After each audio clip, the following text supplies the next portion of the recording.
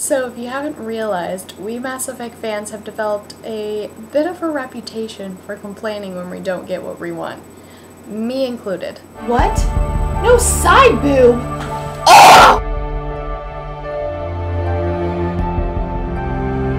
The other day, this forum sprang up on BSN, and it included a list of things that we have forgotten to complain about. Here's some of my favorites. FemShep's eyebrows, Edie being the AI from Luna, no biotic god, lack of Shepard headbutting interrupts, lack of Krogan crackling glass headbutts, lack of headbutts in general, no assumption of direct control, Cortez and Shepard having the same birthmark, Shepard being a creeper, lack of Turian space musicals, no army of Pyjaks, no retribution for lying to Krogan about fish, no Reapers taking over Citadel cutscene, and no Harbinger romance.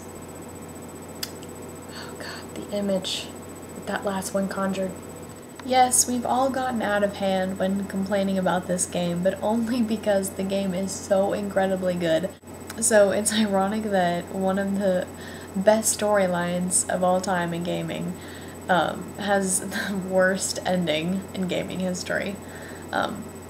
The extended edition changed this, if only slightly. Like, it definitely did have its issues, and I think I wanted to use this video to elaborate on some of the pros and cons of the extended edition, because there's definitely still plot holes. But I want to do it in a way that isn't whiny, that isn't, you know, irritated, because I feel like it's just time to put this series to rest in a way that, you know, I don't expect to change the ending anymore. I think they've already changed it. They've already given us this DLC, and I don't think there's a very skim chance that they're going to do anything that's going to change the ending in the future. There might be DLC like the Leviathan DLC, but that's pretty much it. So I'm just going to list some of my pros and cons about this game, because there were some things I liked and some things I didn't. Okay, so I like the synthesis ending. I'm sorry, I know a lot of people are kind of upset with me about the fact that I like the synthesis ending, but it's not perfect. Like, here's how it is for me. I liked it, but in the back of my mind, I know that Mass Effect could have been so much more with a kick-butt ending. Like the ending of Mass Effect 1 and 2, where Shepard defies all odds and he gets his crew out alive and ends up surviving, even though you think that he's gonna die. You think that he's gonna die in the first game. Well, I'm saying he because I'm playing as male Shep now, and so I usually play as femme Shep, but I just started my bro Shep playthrough, which is awesome, by the way. I'm romancing Liara in this one. Or Tally, I don't know, I can't decide. But he or she defies all odds and survives of it. And I know that people have been complaining because it wasn't an actual, like, graphic thing, that it was just, like, little slides, but I thought that was satisfying enough. Like, Fallout did the same thing with their ending, and that was satisfying enough for me.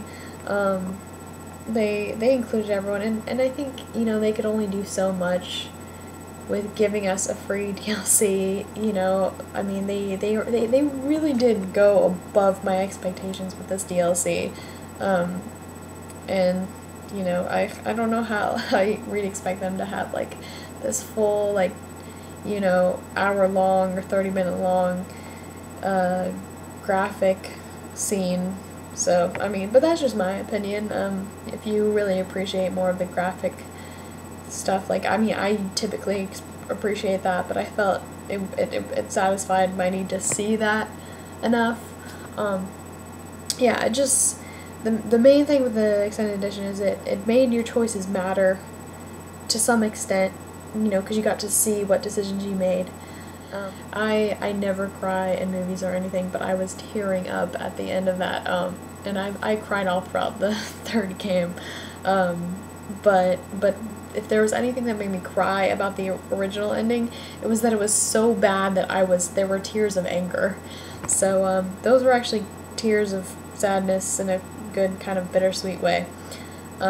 Okay, well, here's what I didn't like, which there are many, and I feel like I need to cover this more extensively because I didn't do it in my last video.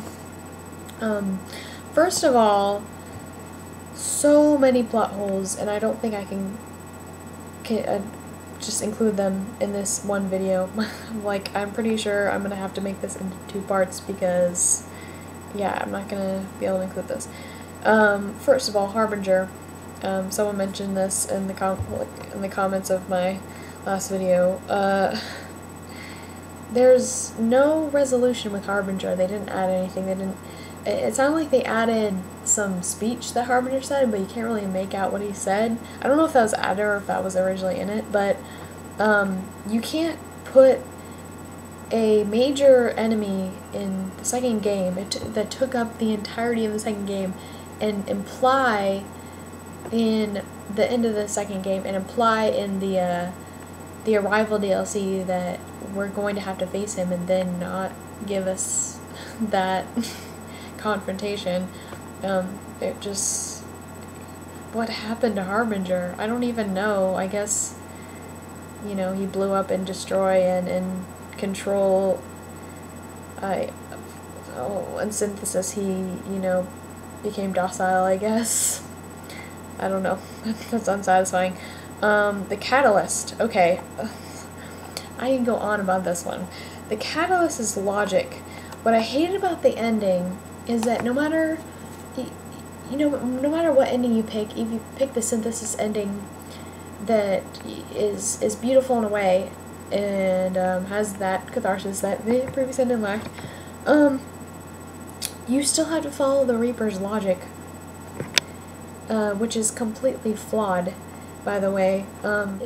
We've been fighting the Reapers for 3 games, and for many of us, for me, it's been hours and hours because I've played the game several times through, and with the understanding that the Reapers needed to be destroyed because they were evil, and we weren't quite sure what was behind their attacks, but I didn't even necessarily care. I just thought they destroyed because they could, because they were superior. What makes a good villain is when, in my opinion, is when the villain has seemingly understandable logic. Like, they have an idea that may have been good at one time but was corrupted, or they're misusing it. And the idea that the Catalyst was a rogue AI, which they, you know, suggested in this, was interesting. It was intriguing. It was, as soon as they said that, I thought, this is pretty interesting. Like, this is more interesting than some weird, vague godchild controlling the Reapers. The fact that a AI was created to solve this conflict, you know, many cycles ago, or the first cycle, because this conflict started with organics and synthetics, and whatever this civilization was, I think that it was more advanced and more evolved than any of the civilizations that we've encountered, including the Protheans, because I think that they realized that, like, at the height of evolution, which is what they suggest in the synthesis ending, confrontation with the synthetics is at an all-time high, and because they created synthetics, I'm guessing the Reapers, that were so advanced that they began warring with them. But the problem with that is, see, that's interesting, but the problem is that when the VI says that you have to accept that there will always be conflict between synthetics and organics. I just say in my head, no, because obviously we created peace between the Geth and the Gorians. It's possible. It is possible. And I don't think that applies to this cycle.